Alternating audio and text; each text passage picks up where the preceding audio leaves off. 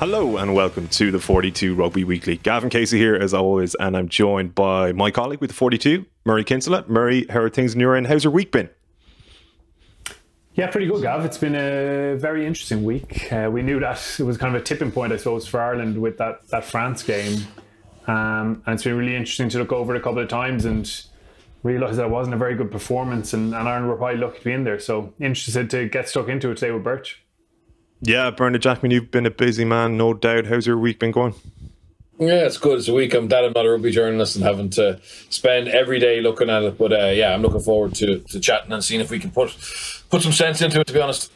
Yeah, ordinarily we'd be looking ahead to a game at the weekend, an international fixture that is, and in doing so we'd sort of look back on the fixture just gone, but given it is a barren week this weekend in the Six Nations, we'll probably focus largely on Ireland-France and really delve into that performance to which Murray alludes. We've got loads of questions from the 42 members in the members WhatsApp group, members.the42.ie, if you want to join the good folks in there and also get loads of extra podcasts, post-match, immediate reaction podcasts, and also Monday's Rugby Weekly extra pods with Murray and Owen Toolin. But let's kick off. I think we can break this down into two fairly simple categories, gents, because we need to put some kind of parameter on the conversation given how much is going wrong and how much there is to discuss. Attack and defence, Bernard Jackman.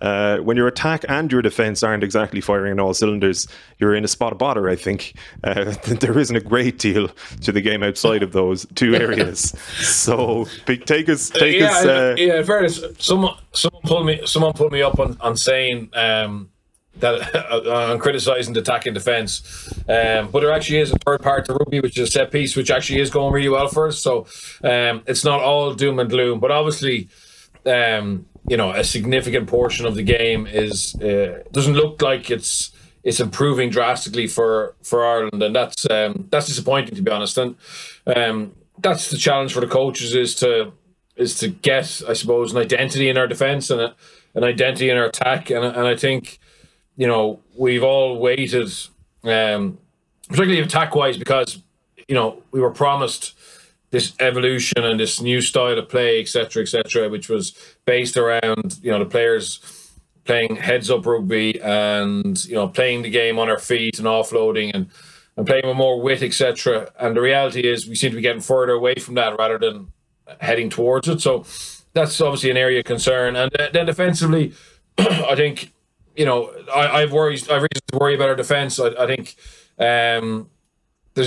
we fixed one problem and then another problem seems to evolve. And I just don't think it's joined up thinking. So, and this is probably something that people need to understand, is that you need all your coaches on the same page, right? So obviously now we've gone after, we've prioritised having a really good, ambitious defensive line out. So we're going to go after their ball in the air.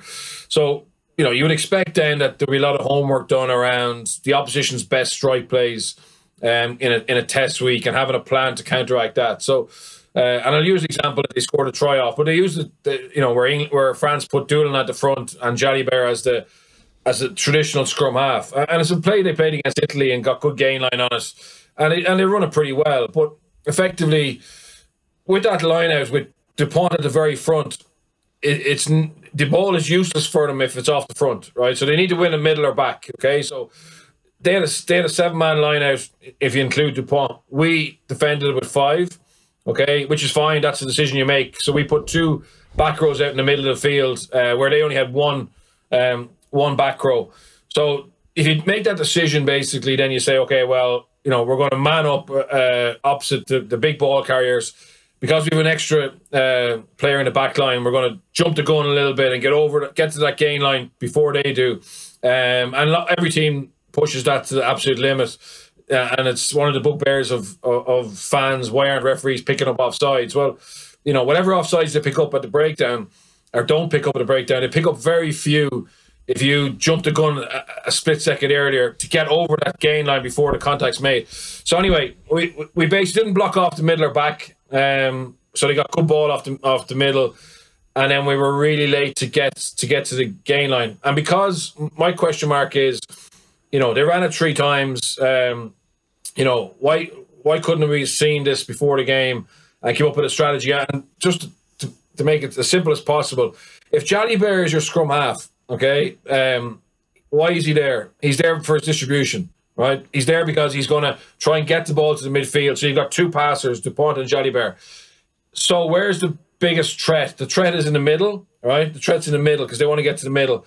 Whereas if they put a forward at scrum half, you generally don't have to defend that 10 channel. So what we did was we put Herring as a tail gunner, and then we put, I think, CJ, Josh Van der Flyer, Billy Burns, Robbie Henshaw, and Ringrose. And where did they try and get to? Billy Burns, right? But whereas we could have easily flipped Billy Burns around and put him as the first defender in the back line, put Josh Van der Fleer, CJ Stander, Robbie Henshaw together, and it's a different picture for them. But again, look, you can get caught once, you can get caught twice. We got caught 3 times with the same play, and there was no change, no message coming down from the coaching staff to change that. Billy Burns actually ends up getting a HIA on the second one, which actually means he has to leave the field. And I don't blame Billy Burns. I mean, it's a difficult tackle for him against someone like Fiku or Olivion or whoever. But again, I just think we can be a little bit smarter in terms of spotting that coming. And if France or Italy or England pull out something new, obviously then, that's fair play to them. But this is something that they played before, and we just didn't seem to have a plan. And likewise, and this is going back to our attack, a lot of people are saying, we're like a GA team just putting up so many kicks, whatever, right? But if you put up contestables, it does actually help your defence because you're less likely to get hurt on a contestable than you are on kicking long because they have more time to spot the weakness in your kick chase and go after you. So it's a safer type of kick. So at the moment, we're dominating possession because our set piece is really good. We're not giving teams soft penalties. We're not giving them easy angles at scrum time. We're pretty good in our own ball, line-out wise. We're getting after their defensive line-out, so we've more possession than we should have. We're kicking contestables. And yes, our defence, I would say we conceded four soft tries, or 4 tries that we could have stopped. Plus, to be honest, I think France didn't go for the juggler. I think that once we got that lucky try from Kelleher, they became more safe.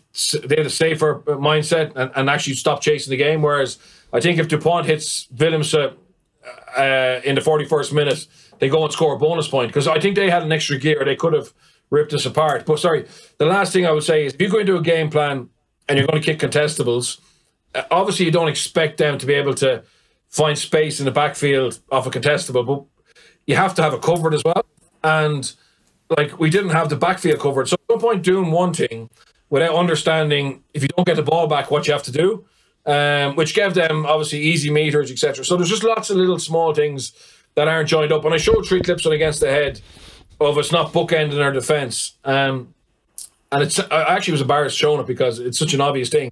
And I don't blame Simon. I'm sure he doesn't mean it to happen like that. And I look back at the Wales game where Johnny Sexton makes the first tackle and he sprints back to bookend the line out, but bookend the front line.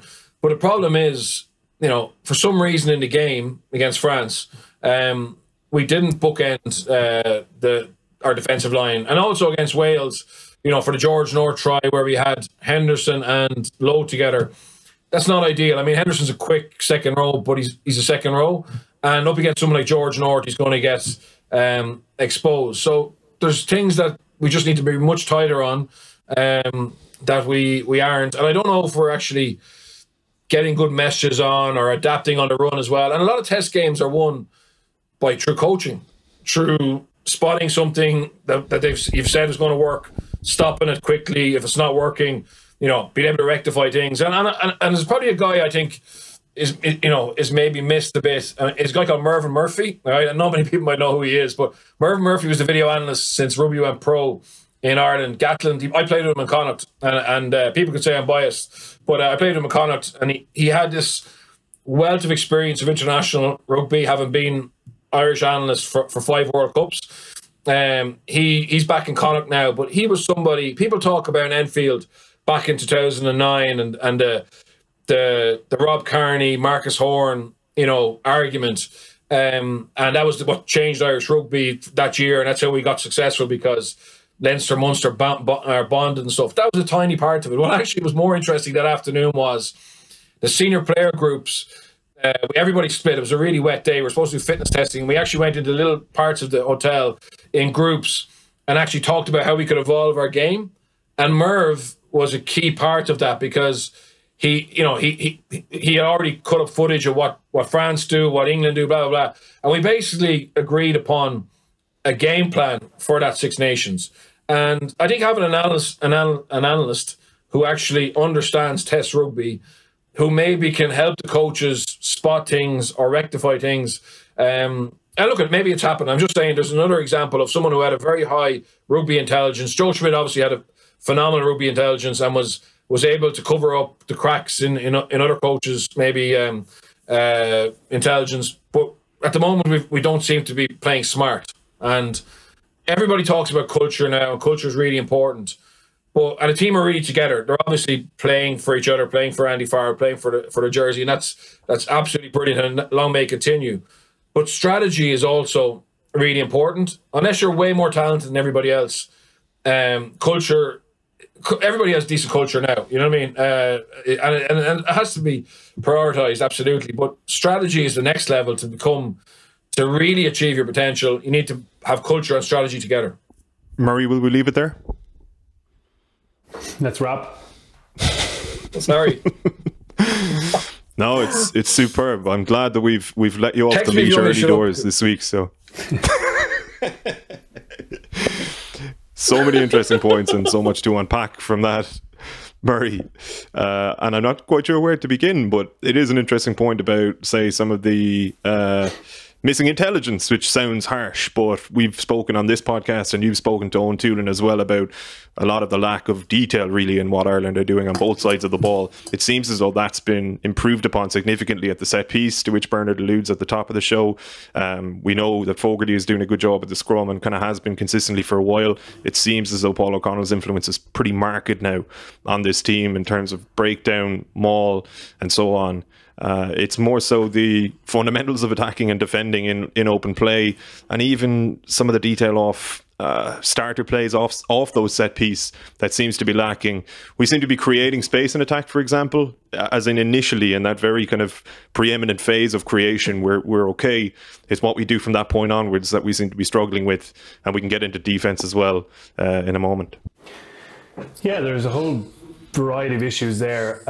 As you say, there are some real bright points and some individual players playing particularly well as well, we should say. Someone like Ian Henderson, for example, has come back and been really destructive. I think he's the most turnovers in the championship with 5. But there is a muddiness with Ireland at the moment. They're getting incredibly quick breakdown ball, actually, quickest in the championship over the last couple of weeks, but it hasn't converted into attacking efficiency. They're creating space on the edge, absolutely right. And there are a number of examples from the France game where decision making lets them down. There seems to be a lack of confidence, a lack of conviction in Ireland's decisions when they make that space on the edge and they're looking downfield. Obviously, the kick strategy has been a big part of it. 41 kicks the last day. And as Bernard explains, there's sense behind some of that. But some of it, for me, wasn't sensible. I think in the first scrum of the game, right-hand side, attacking platform, I was excited to see what they were going to throw at them. And it's a three-phase play to box kick from the middle of the pitch over Villiers, and Andrew Porter is the one closest to him when he catches it, which is just really odd. I thought that kind of detail was lacking. There's another four-man line-out play, and around the corner they bring Healy and Henderson and Herring. I mean, if you're picking the most likely person to carry there, it's probably not Herring. He's probably bottom of that trio, but he's the one that carries in that instance, and that's off a planned phase play. There was never really a moment where you thought, wow, that's really clever what Ireland have done there with their attacking, planned attack. Stuff that, yeah, you can pick out details in the opposition and go after it. And that was a hallmark, obviously. But then the fact that they've been focusing a lot of their time on the phase play, on making good decisions, and trying to be a more effective team in that area, and it's not really translated over. So that is concerning for them. And especially when you have a good platform, there's no excuse really for your attack not to be firing a little bit more. France's defence obviously is world class under Sean Edwards, but it is concerning for Ireland that those areas seem to be probably going slightly backwards, and that when you've kind of made poor decisions, it almost makes the situation more stressful for players again when they're looking at those pictures of not taking good decisions or not taking advantage of space. Then it all becomes a little bit much. So there's a job there for the coaches in terms of having their players be clear-headed and really decisive when they make opportunities. Because, yeah, I agree that I think the scoreline didn't really paint an accurate picture of that game. The obviously very fortunate bounce. I mean, Andy Farrell has had lots of bad luck. Let's be honest about that. Obviously, the red card is something you can't plan for, and obviously completely changes that game. A huge amount of injury disruption before the second game with key guys, his leadership group decimated, and that is a big factor. Like, you can't discount that, but also at the same time, you've got a very lucky bounce there for your only try of the game, and that puts a really different complexion on the scoreline and makes a contest of it right at the end. And France blowing that opportunity where it comes off Phillips' head when it should have been 17-3 realistically. They missed one before half time as well. So you would hope that Ireland are very realistic about it as well. And it makes this Italy game so massive. They're fighting it out in the bottom half of the championship now, and they're still 20-point favourites. Listen, they should have way too much quality for Italy, but Italy have shown little sparks in the last couple of games, and they'll probably feel they're getting Ireland at maybe a vulnerable time. So I'm really fascinated to see how they respond to this with 2 weeks to figure these things out, to simplify it and to clarify things in people's minds. So this is a massive game. You don't normally say it about travelling to Rome and playing Italy. It's normally kind of taken for granted, but there are question marks there with Ireland. No, there certainly are. And we will look ahead to Italy for sure later in the show and kind of as we go on, really. But just to focus on that France game again, like one of the most striking aspects of the game, Bernard, was some of the discussion afterwards about maybe elements of progress in Ireland's game, some of which we've alluded to, like the set piece. I thought there were, like, green shoots is such an overused term now, and I think we're kind of plucking it out of thin air sometimes just to make ourselves feel a little bit better as it pertains to Ireland. But in the Wales game, we saw evidence probably of elements of progress. Owen Toolan did a nice job of breaking that down on the members pod 2 weeks ago. But like, if you look at this France game as a kind of an overall package and look at it quite crudely, in fairness, like you mentioned, the lucky bounce, and Andy Farrell was absolutely due that element of luck that led to Ronan Kelleher's try. But outside of that, we created really one opportunity, like one clear-cut opportunity to score a try in that game, and it was during a period in which France were reduced by a man. And other than that, like, we didn't come close to scoring a try. And Murray mentions that the coaches, Mike Catt, Farrell, etc., have a job on their hands now. Like, they've had this job on their hands for a year, and far be it for me to call for heads or anything of the sort, right? But there is an element here of having to show some signs of progress. And when you look at it in the cold light of day, 12 months on from them taking that job originally, we're no closer to beating any of these teams than we have been over the last 2.5 years. Yeah, I think probably frustrating for me would be that we don't really have a clear identity around what's our attacking style. I know we're trying to play a form of a 1-3-2-2, and it varies a little bit. And look, when you play any kind of a system like that, which we weren't playing under Joe, we didn't really always hold with. So it's when you do play a system like that with a structure to where you put your forwards, you're always going to have opportunities to go to wit. It's just the nature of the game, because the defence, particularly Sean Eber's defence, they don't care that you have 3 guys in the 15-metre channel if they can stop the ball from getting there. So there's always this perception of we created opportunities. We created 3v1s or 4v1s because that's the nature of it. But you have to actually execute it. Not all the time, but you have to get that ball into the outside channels to be able to create the go forward on the edge, to get the defence to go back, to be able to maybe get them in the middle or the far side. And unfortunately for us, it's very rare we get those opportunities or execute those opportunities. So from an attacking point of view, I would still say, and then obviously the last 2 games against Wales when we had 15, and against France, when they hadn't really got kicked into gear, our attack game was very kicking based. Okay, so that's fine. I don't have an issue with that at all. If that's the way we're going to play and become really good at it, but we're not really. We got some balls back and first. I thought Gibson Park kicked quite well, but then we don't know what we're doing on transition. When we get the ball back, we don't have an identity around how we attack off transition ball, which is a huge source of of possession and good possession. So, there's not an identity off that. I picked out some clips from Wales when we had 15 where it wasn't really clear what our strategy is on counter-attack. So again, that counter-attack is when they kick long to you. That's another, great source of possession that if you ask me to nail down what we're trying to do, I'm not really sure. And maybe the coaches are going to change it every game, whatever. That's their style, and that's fine if they can make it work. But the biggest problem for me is that lack of identity in attack. And then defensively, I heard Owen Redden say on Virgin, our defensive system is very similar to South Africa and France. It's not. Look, if you have 100 defensive systems, they're all some way similar because there's core things that you have to defend around a ruck. Everybody wants to get some element of line speed. But I wouldn't say our defensive system is the same as France or South Africa, who are really committed to the blitz defense team. Jack Nienaber, their wingers are unbelievably clued in to defending high, and so is Sean Edwards' style defense. So I wouldn't say we are the same as France or South Africa, and that's fine, whatever. But we still need to know what our defensive system is, and because over the last 2 weeks, Gibson Park bit in, James Lowe bit in, on our own line for tries, or on our own 22 for tries. Most teams will do that anyway. That's how you defend in your 22 with a 14-1 or whatever. So that doesn't mean we're a blitz defense. It's like what Sean Edwards and what Jack Nienaber do is they do that higher up the field and way more effective. So again, and I'm not saying we have to copy them at all. I'm just saying, what is our system? What's our identity defensively? Because players are putting huge effort in. But there's certain things that would worry you. How we got busted for that pass in the 41st minute where Marchand goes through. That's a pretty basic, two-phase play. And okay, they got the gain line the first phase, and they got quick ball. But just you know who's going to fold there. It's always going to be Herring and Josh Van Fleer.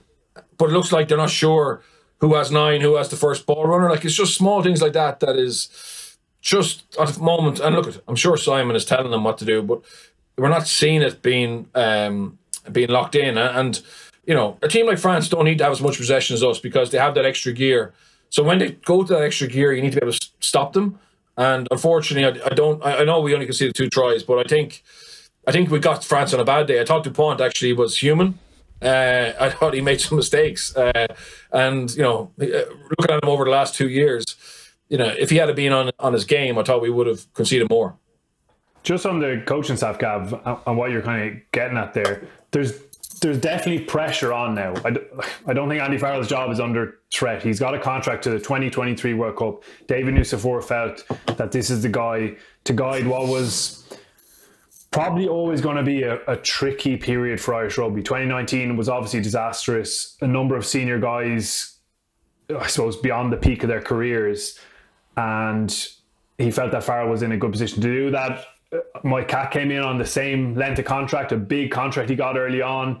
Obviously, someone's vouching for his quality in that role. But again, there's pressure on him now to show real progress. And this can go one of either ways. They can go to Italy and have a disastrous performance, and that'll put them under real heat, because then you're looking at a championship where you've got absolutely nothing out of it. You haven't even got the prize money that the RFU are so reliant on. Or they can bounce back. They can fix this stuff, and they can show fans and everyone else and the players themselves that they've got the coaching IQ and acumen to fix these issues as they arise. It's a massive moment for it. I suppose the other side of this, the tactics and all of that is massively important, is around player succession and planning and how the squad is regenerating itself or otherwise, or being improved. And again, that's kind of unclear. I mean, the out half one is obviously been much discussed, but all around the squad, it's unclear exactly what direction it's moving in. He's capped a lot of guys, and Farrell deserves credit for that, and probably hasn't got it. There's, I think, 11 new caps, and guys like Caelan Doris, who's another one who's missing, we haven't mentioned. He's already a key player when available. There's been a bit of a shift there, but again, there's still a lack of clarity in where that's going, and it feels like, again, under pressure now, it goes back to the senior players that have been there for years and now for years haven't really been at that top level and haven't been getting the results with Ireland. So there's a whole lot of factors here that can probably go either way, and definitely pressure is on the coaching staff. This is part and parcel of it. Andy Farrell knows that better than anyone. He's never been a head coach before, but he's been around the game and he understands that this is what happens when the results don't happen. There are mitigating factors there, as you mentioned, but that's the bottom line. And while I don't think David Nucifora is going to make a rash decision in that sense, there is pressure on them to kind of turn things around and make it look a bit more positive, as well as on David Nucifora. We talked about this the week before. He's the big boss. He's the one in charge of making sure that the progress and performance, as his job title goes, of the Irish teams at national level is strong, is good, that all the work that he's doing underneath that is producing positive results. And as we say, that's up in the air at the moment. So there's a whole lot of pressure there. And as I say, things will only get worse if it's not better, considerably better in Italy and then after that. Yeah, just on that, I'm not saying we should sack the coaches at all. I'm just calling it as I see it when you watch the games. And there is pressure for sure, but there's pressure on Wayne Pivac, who's won his first two because his contract's up in June, and Wales aren't apparently sure if he's the man to lead them to a World Cup. Just on Murray's thing, I think the job of the head of high performance is to make sure that it's not a given that there will be a difficult transition post a World Cup or post a head coach like Schmidt. His job is to actually make sure that dip is as low as possible, even if you have 5 or 6 senior players. Like, the reality is we only lost Rory Best in terms of the senior player group. The rest are still there, okay, and maybe they're a year older and they're starting to pick up injuries and things like that. But the reality is, if you hire someone like David Nucifora, and let's be honest, he got the job because of his rugby experience rather than being a politician or being someone who's going to bring the country together. That's not what he's gone to try and do. So his job is to find and vet and go through a good process to get the best coaches in to lead the next 4 years. Okay, that's his job. I mean, it's not the committee have given him a huge amount of responsibility, and now his job is he's in Australia at the moment. Apparently, is to manage it and see how what they're going to do over this course, this Six Nations, to get the best possible results. But also, you should be looking at long-term player development, succession planning. Because we have found, I feel sorry for Farrell it's not his fault. That we don't have a clarity around, who the next best 9 is, who the next best 10 is, etc. That's not really his fault. In fairness to him, he has given people game time, so that's not his fault. But realistically, we did appoint somebody, 6 years ago, whose job it is to make sure we're aligned, we're smart strategically, and we don't have massive dips. You look at the RFU strategic plan, it doesn't say, oh, look at, we can finish 4th in 2 or 3 years. Like, it's not about that. It's about being quite successful on a consistent basis. And yeah, that's the challenge. And look at sport is it's not an exact science, and things go wrong. You get red cards, you get injuries, etc. But let's be honest, Scotland seem to have got their act together. England aren't playing that well, but they're very strong. France are getting better. Like, it's not a given we're going to. I thought we finished 3rd before the championship. I just thought we were a little bit behind England and France, and it's not. Now I'm worried that we'll finish 4th or 5th. And that's and look at, you could say, oh, we've lost 2 games very narrowly, and we have. But it's the content of those games that we have to be objective about and go, yeah, there's things in there we're just seeing that we need to fix, or else you start to lose games by more than 2 points and 3 points. Yeah. And just on that, Gav, like the strategic plan and objectives, which Nucifora obviously was a massive part of, they're set out on paper, and Ireland have to win 2 of the next 3 championships. They're obviously not going to win this one.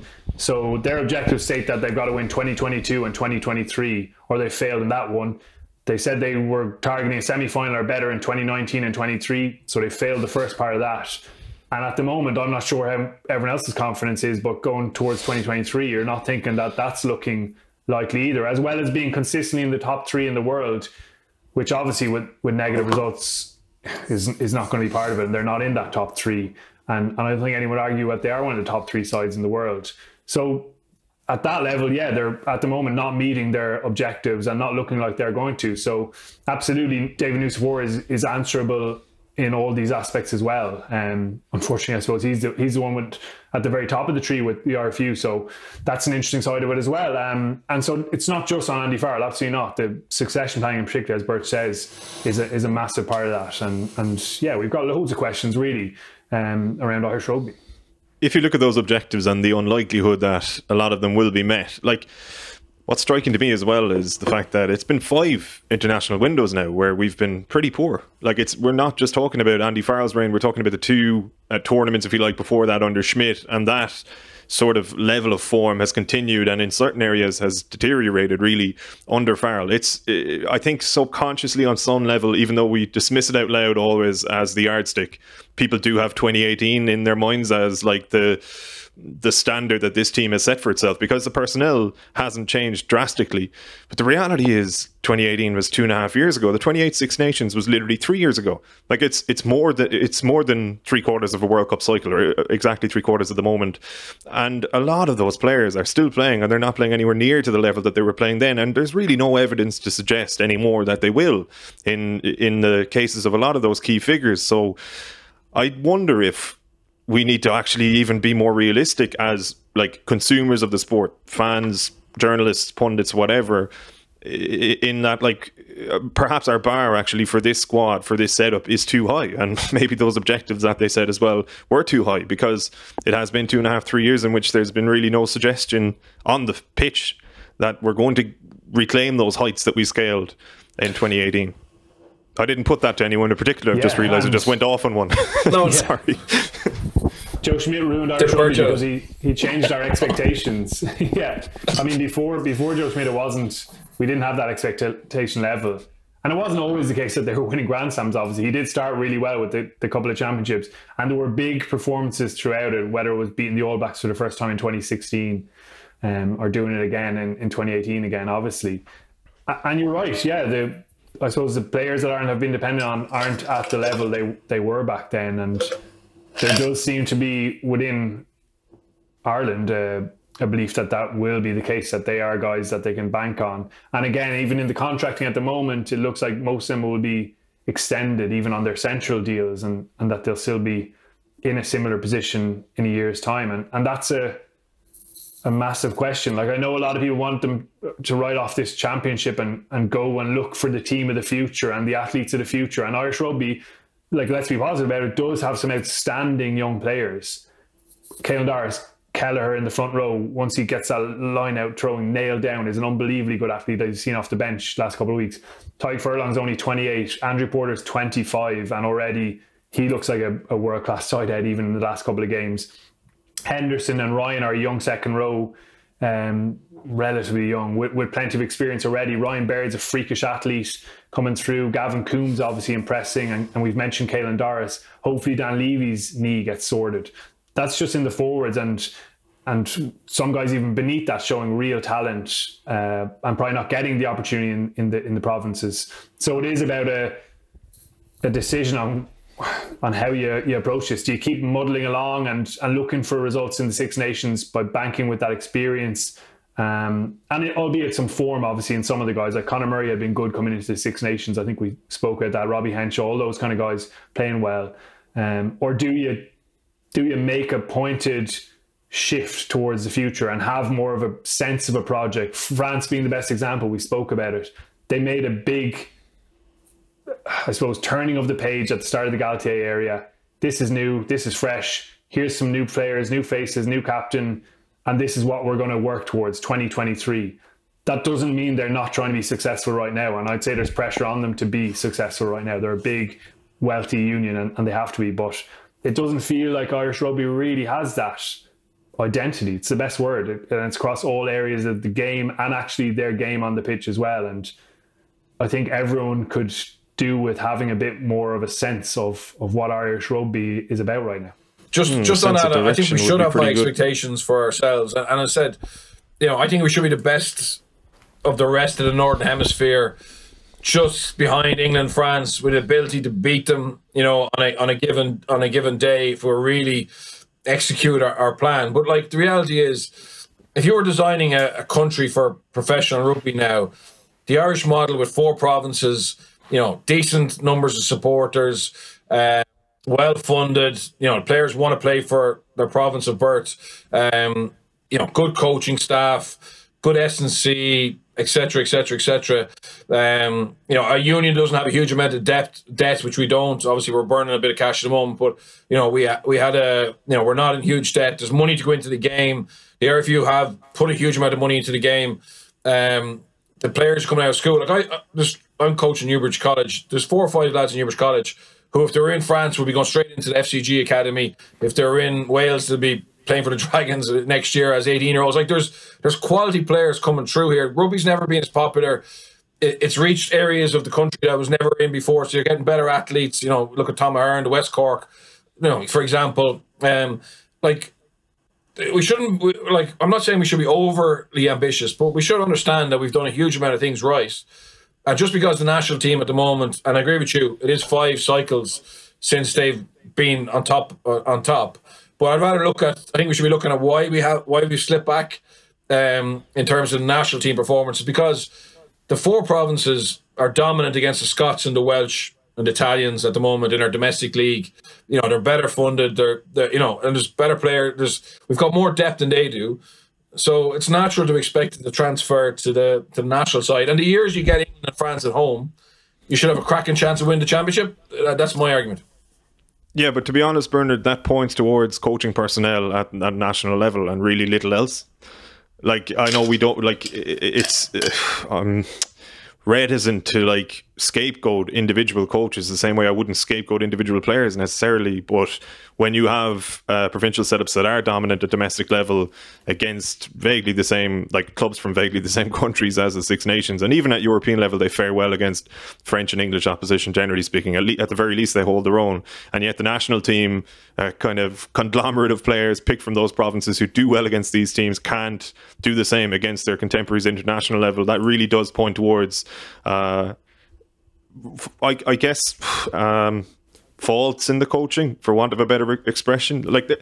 There's a question here, and by the way, I also have sympathy for Andy Farrell and a lot of his staff, in the sense that most of them who have been hired are relatively new to coaching at their respective levels, and for a lot of them it should be a case of them having to learn on the job in all reality. They need to sort of get probably a couple of years and get better at what they're doing. But the problem is they work for a union that doesn't afford them that luxury, in the sense that they need to finish as high up in their various tournaments as they can because of the prize money. And there's a question here from Kieran Parker, for example, who's a 42 member, and he says, it appears confusing and worrying that Simon Easterby was holding down 2 jobs up until the recruitment of Paul O'Connell. So have we been without a dedicated defensive coach up until now? And what experience has Easterby at test level?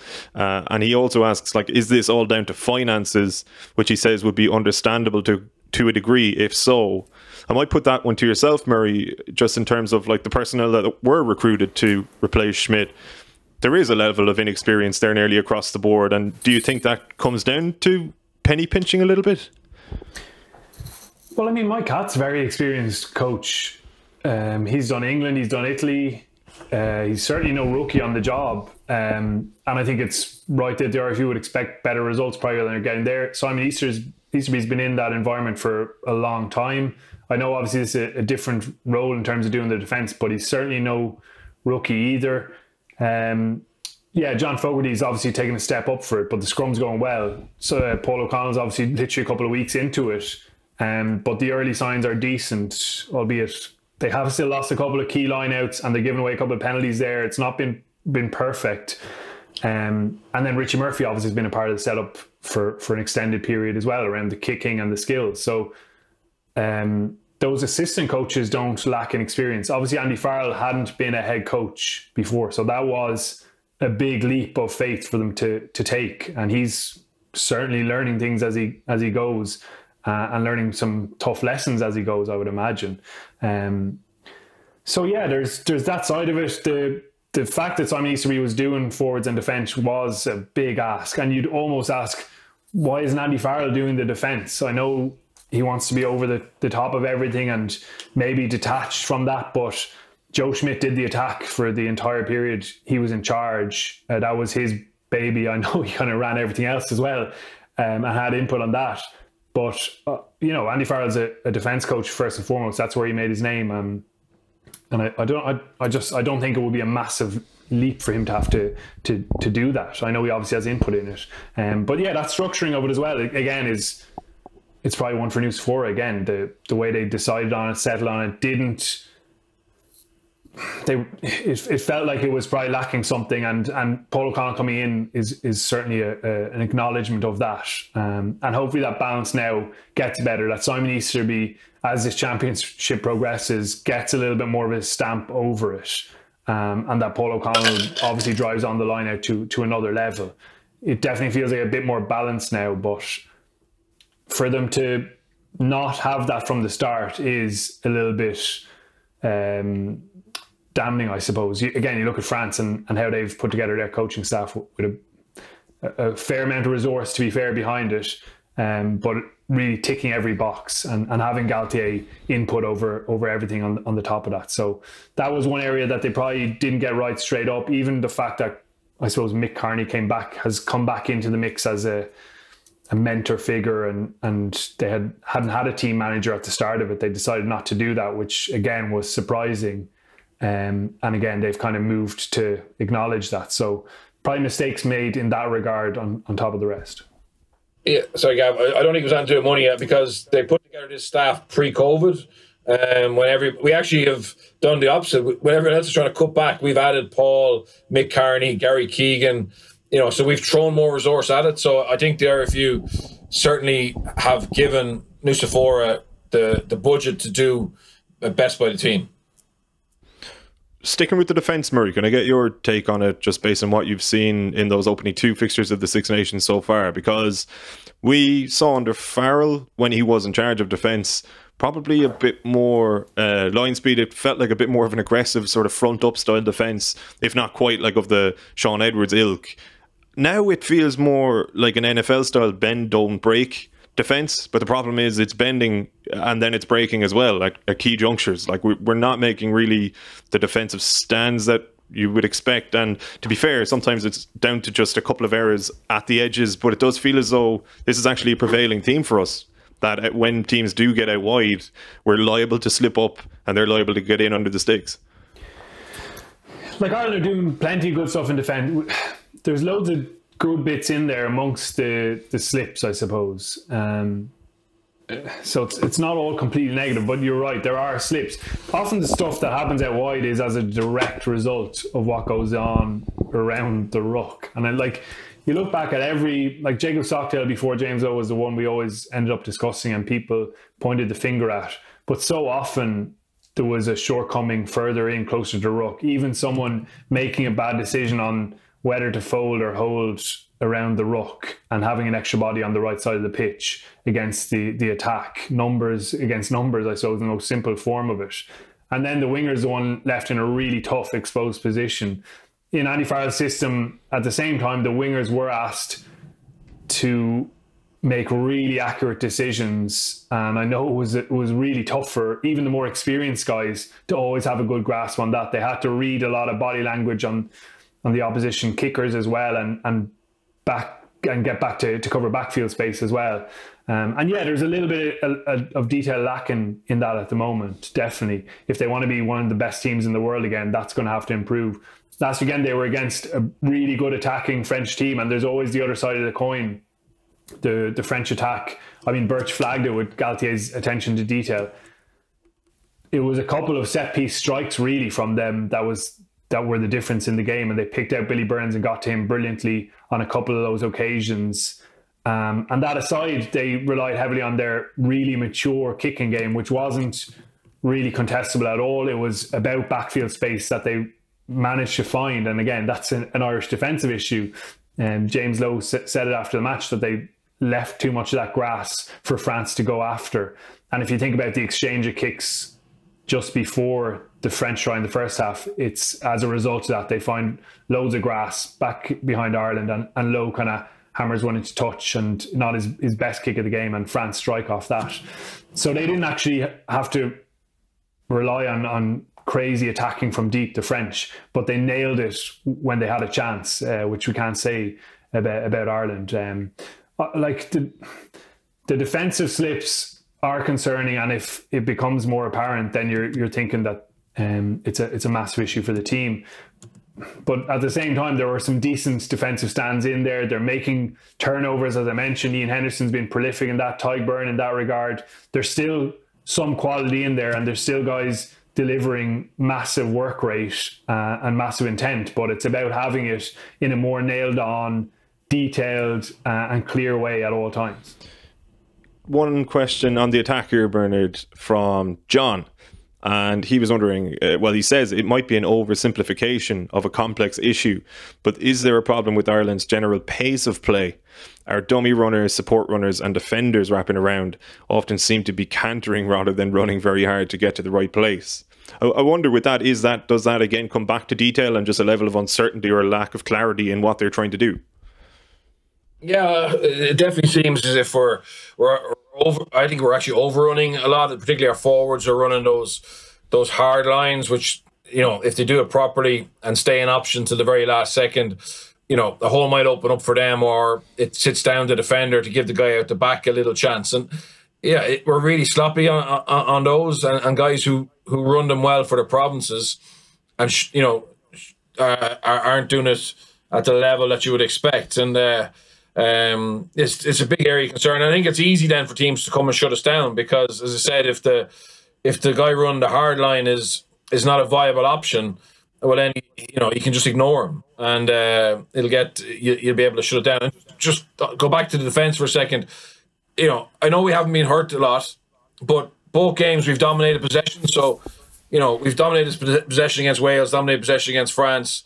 So hence there hasn't been as many opportunities. Like the real test for us, I think, if we end up with 40% possession, unless we fix areas of our defence, we could end up getting a Tonkin.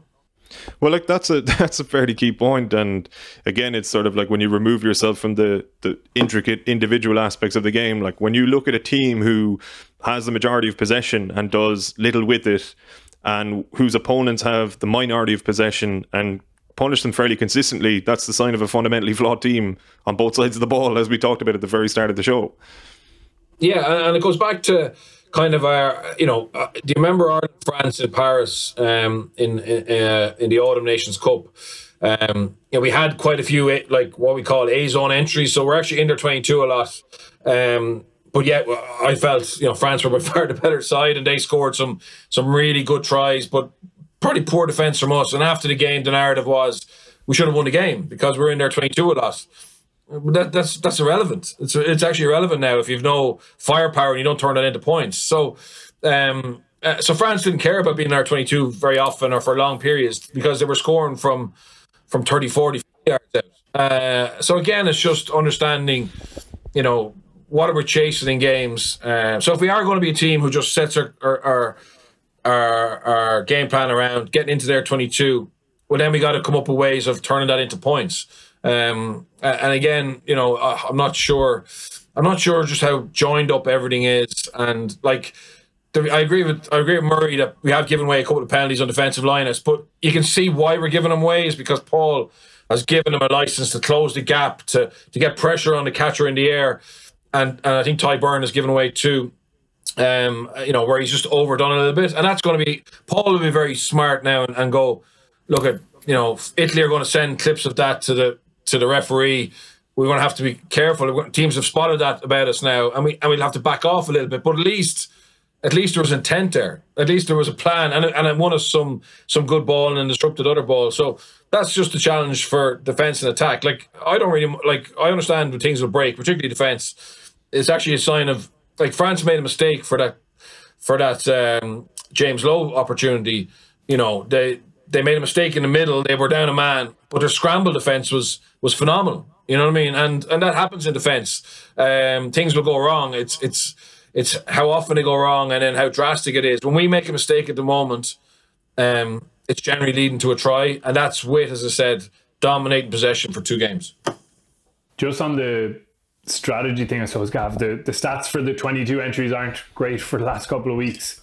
Just looking at them there, Ireland have the only Italy have fewer points per 22 entry, and Ireland have the fewest 22 entries of any of the teams as well. So they're not actually getting into a place where, as we saw before the tournament, they're extremely reliant. 84% of their tries last year were from set-piece platforms inside the opposition 22. So essentially, they're not very good at scoring tries other than those positions. And so far in this championship, they actually haven't managed to get many of those positions. We've seen them get stuck in that middle third of the pitch very often. It's a really easy image, isn't it? Ireland in the middle of the pitch, kind of going forwards and back across the pitch, not really making any progress. And they haven't been good at making those progressions up the pitch. They obviously tried to kick contestedly against France, but there were a few successes, definitely. And they got a couple opportunities at the back of that. But overall, it didn't really get them into those positions where, as we mentioned before, that French example of the kick exchange, it got them a really good platform. So Ireland haven't been clinical when they've been in there, but they actually haven't managed to manufacture those kind of opportunities for themselves. And they've got to be better at, I suppose, progressing from that middle third. Some of that is decision-making of when to actually run and pass and attack the space on the edge, and other times it's being better with their kicking game, more intelligent at picking out space and pressuring the opposition. So there's a challenge there strategically. And just another thing to say, and a question mark around Faz, because he's obviously picking the team, is selection. There's probably just been a few question marks around some of the selections. So we picked Gibson Park, who's a tempo player, with Billy Burns, who's a running 10, and we went with a kicking strategy, you know. So there wasn't really alignment there. Like you would say, if you're going to kick the ball a lot, look, it's obviously difficult with Murray being injured, but Ross Byrne would have been better suited. We went into the game without a goal kicker, which is a big ask, you know, to beat France without a goal kicker. I know Billy went off early, but if we had a couple of kicks late in the game, you know, he's not kicking for his province. That's a question mark. Gibson Park played 8 minutes against Wales, and he plays 82 minutes against France. You know, why wasn't Craig Casey brought on if he was fit? If he was good enough to give us tempo in the last 20 minutes? Finney Bealham was moved across to Loosehead. Now he's out of the squad. It's just like there's just certain things you have to say. You know, probably in hindsight haven't worked out as well as obviously Andy would like when he makes those decisions. But again, as pundits, you have to kind of flag them and go, it's not really clear what the strategy was there. You know, Peter Manny playing 7. Peter Manny playing 7 when Doris is fit, but then he's not the 7. It's just little things like that you have to kind of question. Just on the Ross Byrne thing, like the stats in that are really revealing. He came on and is, I suppose, a kicking at half, and he kicked the ball once, and that was a clearing touch when Ireland were again chasing back to cover a kick that found grass. He kicked one into touch on the right. In phase play, he didn't kick at all. When Billy Burns was on the pitch, he kicked 6 times, and as we saw in the first minute of the game, when they got a lovely turnover ball off a line out, he had clearly been primed to kick the ball. So even at that, when Burns sent on, he's probably trying to be a player that he's not quite comfortable in being. I know Farrell was frustrated at that, but I suppose you've got to be clear with players about what you want to see from them. Well, while we're on the topic of halfbacks, and it was always going to come up, wasn't it? Let's start looking ahead tentatively towards that Italy game. There were a few questions about this in the WhatsApp group. I think we can kind of answer them all nearly in one go. Mick, just straight off the bat, wanted you guys to name your preferred starting 15s against Italy, which we'll do in a moment. And then Oisin Dillon, who is new in the group, was saying it looks like Farrell is going to pick Murray and Sexton at 9 and 10. In the eyes of the lads, is this a reasonable move to steady the ship, or is it a missed opportunity and a selection made out of fear? So Bernard, I'll start with yourself, as Murray has kind of alluded to this in the Monday pod with Owen, that he expects Murray and Sexton to start. You might have changed your mind since then, Murray, and would bring in a second, but how do you anticipate Farrell will go for this Italy game? And if you are to start the tried and tested halfbacks, is it a good decision, or is it a decision that reeks of fear, as Oisin suggests? Yeah, I think they will start, and I think there is pressure on, and I think the reason that they'll have fear is because of how badly Georgia went, and don't underestimate the negative effect Georgia, becoming a bit of a dogfight, and it's not really firing, probably still has on the team in terms of a knock to confidence. And I don't think he can, like, looking ahead to, going to Scotland and playing England at home. If we go to Italy and we get involved in a real tough, battle, and we don't really fire, and our attack isn't dominant, or we don't get belief out of it, it's going to be really hard to pick things up for Scotland and England. So normally I'd say, Italy should have been a game where we made changes. But I think the fact that Johnny hasn't played, want to play for 3 weeks. Billy didn't really perform that well. Yeah, I actually don't have a problem with it. I think Faz now needs to get a really good win, get some belief, and then hopefully that'll slingshot us into going to Murrayfield with some confidence and getting a win there, and then obviously coming down to England the last game and getting something out of the Six Nations. I think, blooding a few players in Italy and having a risk of a poor performance or not a fluid performance could backfire massively. It's funny, Murray, isn't it? Like at the start of the tournament, we earmarked, as everyone else did, in fairness, like Rome being the weekend in which you might see the likes of Craig Casey or Harry Byrne make their international debuts. Might be the case that Casey does come on, let's say. We don't know. It's probably more likely actually that Gibson Park would be a replacement for Murray. And it kind of, again, it's where I'd have sympathy for Farrell. He needs a result here, and we've spent the last 2-3 weeks talking about succession plans. We've probably spent the last 6 to 8 months talking about succession plans as well in a kind of a broader context. And here's an optimal opportunity for him to put into place some element of a succession plan, or at least test some of the guys that might succeed, or established halfbacks. And yet he actually doesn't, like, he can't afford to do so, or at least to his mind, he can't afford to do so, because it's not a game that we can take for granted, I don't think, at the moment. Despite the fact that they've been well beaten by France and England, Italy have shown enough in attack to suggest they can pose problems, and we haven't actually shown enough attack ourselves to suggest that we're just going to steamroll them the way we typically do.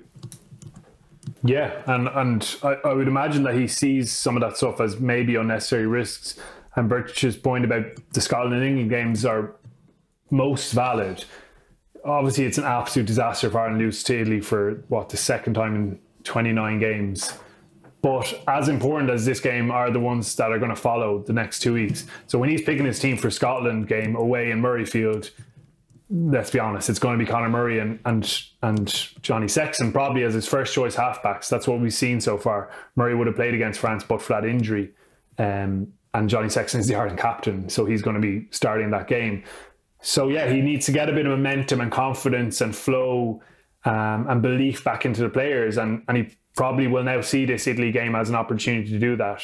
You would hope that he still has some scope for maybe mixing things up slightly, or maybe Ronan Kelleher getting a start, for example, and definitely I would imagine at least a debut off the bench. That would be a real missed opportunity if they don't use it as that exactly, and give a little bit of exposure. But it certainly has changed completely, as you say, the picture of this game and I suppose the context of it. He needs a strong performance and a big win and a bit of belief back in the group for what's to follow, because even if he beats Italy well and loses the next 2 games, Ireland are looking at a championship that just really probably isn't acceptable to the RFU, as we've discussed with their goals. And then the pressure is just going to be so intense on him after a championship like that. So he's definitely going to look at this game as important for what follows, as well as probably having a bit of respect for Italy, as you say, and not taking things for granted, which probably a lot of us do in terms of these games, just because the results have been so good. On the converse side of that, Bernard, Italy are blooding young players, probably from the perspective of feeling as though they don't have a choice but to do so, and they're realistic enough to realise they're probably not going to win games in the Six Nations at the moment, despite their best efforts. So why not play guys who are 19 and 20? And okay, the results have been pretty poor. They have played probably the best 2 teams in the tournament so far, to be fair. But some of those young guys are going along pretty nicely. There was a lovely try in Twickenham in the corner, left-hand corner, where you tweeted at the clip, Murray, I think, or put it on Instagram, and it was a succession of young guys that put that move together. So when we're speaking about green shoots in relation to Ireland, as we so often do, are there actual green shoots on the Italian side now, or is it a little bit of a a false dawn again for them? No, I actually think there is green shoots. I think their attack has improved drastically since Franco since Franco Smith came back. He's actually one of the best attack coaches in the world. I know I said it about Galtier last week, but when Franco coached Benetton, they were probably one of the most creative attacks. Now, he didn't have the cattle to do any damage, like in terms of winning a lot of games, but certainly from an attack point of view, they were very well coached, and they haven't made improvements there. The defense is very ropey, and that's certainly an area that they need to look at. But having said that, they've played the two best teams, so far, first up. So yeah, they can challenge. They'll ask questions of us for sure. Defensively, he'll be getting stuck into some power plays and trying to find weakness in the Irish D. So that'll be good. But look, we should be able to deal with them. They're mentally fragile. And I think in terms of Italy, I read Bergamasco, the former Centurion back row, come out and said that the next step for Italy is actually to start sending players to play in Europe again. That it's actually not helping their player pool having everybody back. Sorry, they're all not back, but the majority of players are now playing either Zebra or Benetton, and unfortunately, they're losing most weeks in the Pro 14, and it's not good. They're going into Italian camp with a lack of confidence, and also there's no real cross-pollination of ideas. Historically, when Italy were good. Well, so when they were more competitive back, 12 years ago, there was guys coming back from Stade Francais and other clubs, Leicester, etc. And I think it added to their player pool, but also added to that potential sense of belief because they were used to playing in leagues where they were winning games. So maybe a little bit of that with obviously some of these young players, coming through. Could start to see them become more competitive. It'll be long. They're a long way away from beating a Wales, Scotland, or Ireland, I think. I hope, but they are at least playing a little bit better and trying to improve. As we near getting your selections, Murray, there was one last question here from our good friend Jangles in the WhatsApp group, and this pertains to your preferred selections, or at least future selections for Ireland. He says, given the performances of Byrne and Henderson over the last two games, when James Ryan returns, it's going to be difficult to bench one of the three. Are we potentially looking at Byrne or Henderson maybe moving to 6, which does also give us another line-out option, particularly in the absence of Peter O'Mahony, you'd think there? Or do you think they'll stick with Ruddock at 6? It's kind of an interesting dilemma. It's a good dilemma for Farrell to have, in fairness. Yeah, absolutely. And I thought this might be the case even for the French game, before James Ryan was ruled out, that Byrne could play at 6 there. And I think for this Italy game, he'd be brilliant at 6. I think with his ability to turn over and create those opportunities against, as Byrne says, a defence that's still organising itself, it definitely makes sense to me. As Byrne did a great video of Ruddock's kind of set piece work in the line out, thought it was excellent. And obviously he's an abrasive ball carrier, and without Peter O'Mahony against Scotland, I think again he's suited to that. But I'd love to see a selection that suits this game and suits Ireland playing, I suppose, that style that they've talked about getting towards, and playing at tempo and creating turnover opportunities and being a bit more ambitious with those rather than kicking the ball downfield. So yeah, Byrne at 6 gives you that, and he's been in really good form. He's given away a lot of penalties. I think a couple of those have been really unfortunate, including that tackle zone one, and there was a Maul one where I don't think it's just on him, to be honest. So he's been unfortunate in that sense, but he's adding a lot around the pitch, and I think again his handling is really suited to what Ireland are, it seems, kind of trying to get towards. So him at 6 would be really exciting, and I'd actually like to see it for this game. Do you want to kick us off, Murray, with your selection in the forwards? We'll break it down that way, because you had a great piece, obviously, in Ireland's front row recently, so there's an added intrigue to your selection here, I think. Yeah. I'd give Furlong a start at tight head. I think he's looked sharp, and he's obviously a key guy. I'd give Ronan Keller an opportunity. He's been good off the bench, possibly a little bit less pressure around the set piece in this game. And then just with the Porter thing, obviously, which I wrote about yesterday, I'm not sure how much he's trained there, so I don't know if it's an opportunity for this game, but I do think it's worth having a look at someone else and resting up Cian Healy maybe for a week. I don't know what Kilcoyne's injury situation is, but I'd like to see his ball carrying if available at loose head. In the second row, I think Henderson and Ryan, all going well with the head injury, will start, and I think it makes sense. They have, they're not old guys. It's a second row pairing that's been first choice when available. and is quite balanced. I think Henderson looks like he's got a renewed energy towards Ireland and being a leader, which is great to see. But I'd love to see Ryan Baird come off the bench and make a debut. As I said, athletically, he's superb. Burns 6, I think Will Connors at 7 deserves an opportunity, and you'd probably have Stander then at number 8 with a bit of experience in that back row. Gavin Coombs, potentially a guy who could maybe feature off the bench. You'd like to see that. I don't think that that's what the pack is going to look like. But as I said, in terms of how you'd like to see Ireland play this game, and also maybe a hint towards what they're trying to get at, that would be a really exciting pack. Bernard, what way did you look at it? Yeah, I went Kilcoyne, Kelleher, Furlong. It's actually the same. Ryan, Henderson, Byrne, Will Connors and CJ.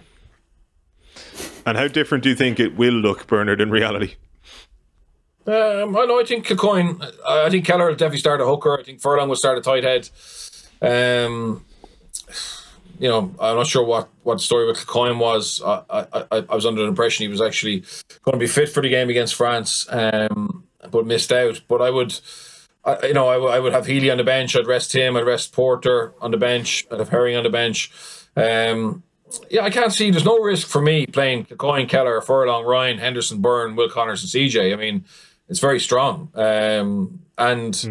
You know, I think for us to be able, like, if you're going to if you're going to play England or Scotland, you'd want to have Kilcoyne. Haven't had game time. You know, he's when he's fit, he's very impressive. So, you know, I think that's and Murray's point about Porter.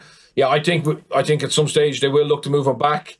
But I think it won't be mid this tournament. But it'll be when Furlong gets up and running, and obviously we got to fast track the likes of Tom O'Toole's development to have a power athlete on the bench behind Furlong, which would allow Porter to potentially be there as a loose head. You know. Do you want to fly us through your backs, Birch? Yeah, I went Murray, Sexton, Lowe. I put Aki in there. Just again, I don't think it's a huge drop off between him and Robbie. Robbie's been playing well, but just to give, you want to have the guys who are test level, get a chance in this tournament. Gary, I think it's important Gary plays because I think we need to play him into a little bit of form. We need to get him comfortable being a playmaker. And then Earls and Keenan. I think again, Earls, he's not playing brilliantly, but I think he's going to be important for us later on the championship, and maybe get him some good ball and let him get some confidence. At the moment, our wings they're not getting anything great to play off, to be honest. So it's a boring enough traditional type team, but I think that's what will happen, and I think it's the right call for where we're at. Murray, your backs.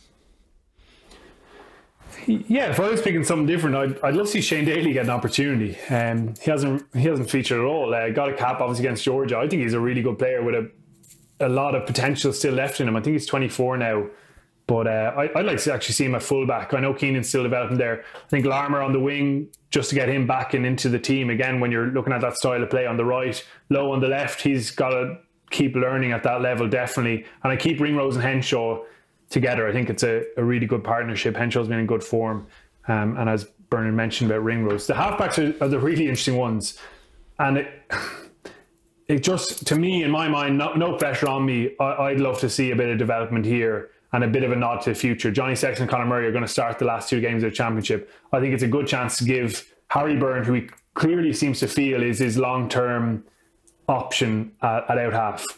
Why not give him a debut here? Maybe pair him with Murray in the halfback, so there's experience there beside him. He's obviously playing for Leinster this weekend, and Ross Byrne is at 12, which is interesting, and hopefully that's an indication that they're keen to have another look at him before potentially featuring.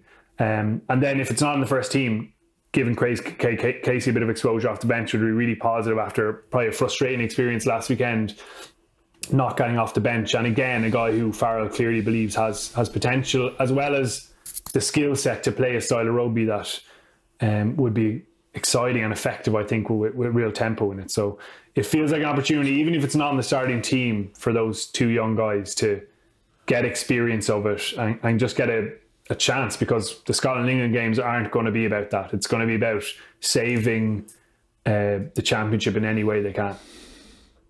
Super stuff, gents. My team was very conservative, but I would agree. I would put Casey, Harry Byrne, Ryan Baird on the bench for sure. Lovely. Bernard, thanks a million as always. Thanks, guys. And thank you, Murray, as well. Cheers, Gav. We'll leave it there. I think we've racked up a record running time. It was always going to be a busy one, to be fair. I know there was a suggestion from a listener as well, Murray, to do a kind of a depth chart. Just take out my monologue at the start and we'll be back to normal. I know there was a suggestion from a listener, Murray, to do a kind of a depth chart, but you guys might look at that in written form sometime soon. It probably works better graphically than it would in audio form. And are you back on Monday, Murray, with Owen, or have you got a week off for yourselves planned? Yeah, we're going to have a bit of a chat, obviously, for provincial games back this weekend, and there's going to be a couple of guys with international ambitions there, so we'll look at a bit of that, as well as teeing up what is now a big week for Irish Rugby heading to Rome.